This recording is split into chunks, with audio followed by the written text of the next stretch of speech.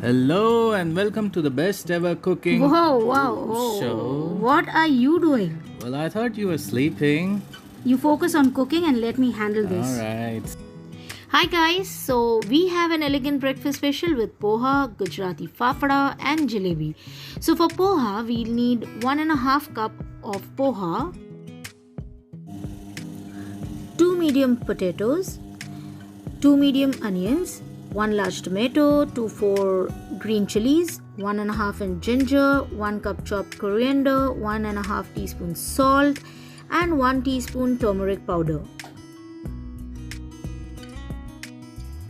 Now let's wash the poha or flat rice in a lot of water, say 1 liter water, and keep it aside while you cut these potatoes, onions, tomatoes, chilies and coriander. Flattened rice is rice which is flattened into flat light dry flakes originating from the Indian subcontinent. Rice is parboiled before flattening so that it can be consumed with very little to no cooking. These flakes of rice swell when added to liquid whether hot or cold as they absorb water, milk or any other liquids. The thickness of the flakes varies between almost translucently thin to nearly 4 times thinner than a normal rice grain. It is also called beaten rice. Not to be confused with poha, a central Western Indian dish prepared using this flattened rice as the key ingredient. Moving on, let's marinate the poha with green chilies, grated ginger, some salt and sugar, half lime, turmeric powder. Now mix them well and add a bit of peanut oil. Let this rest for a while till we get the fafda prepped up.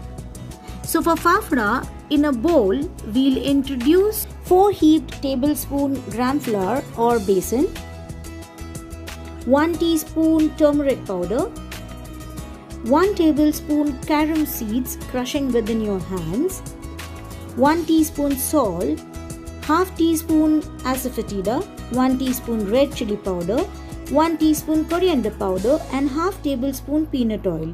Mixing everyone in the bowl followed by 2 to 3 tablespoon water to make dough balls like this.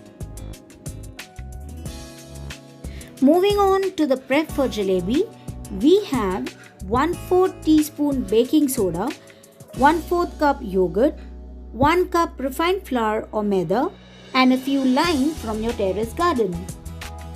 Now let's dump all of these in a bowl. Using a whisk, mix all of them and now rest it for a few minutes while you get the poha cooking. For making the most amazing poha, we'll need to boil the chopped potatoes. Then in a hot wok, pour 2 tablespoon peanut oil and dump in the mustard seeds. Just when it starts to splutter, throw in the boiled and drained potatoes followed with some turmeric, salt, curry leaves, chopped onions, green chilies and the tomatoes.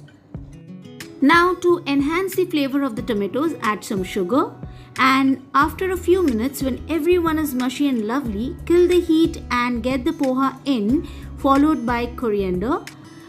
Cover the lid and let it rest in the hot wok. Now let's spread the fafda dough with the end of your palm like so. You could use the back of a knife as he's done it. Fry the fafda in medium heat for about 30 seconds to a minute each side and take it out in a plate. Remember the jalebi batter that has been resting for 10 odd minutes?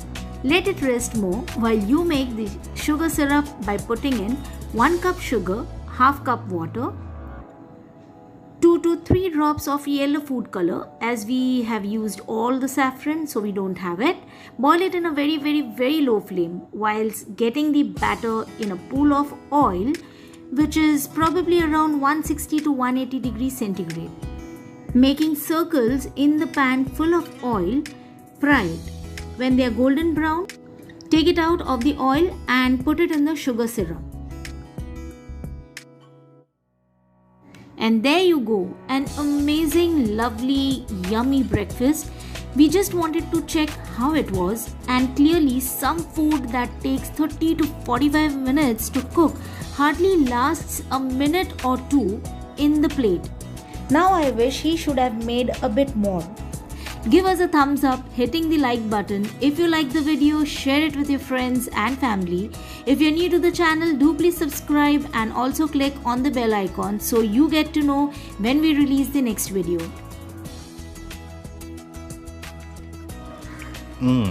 Wow. This is wow. Whoa. Amazing. Beautiful.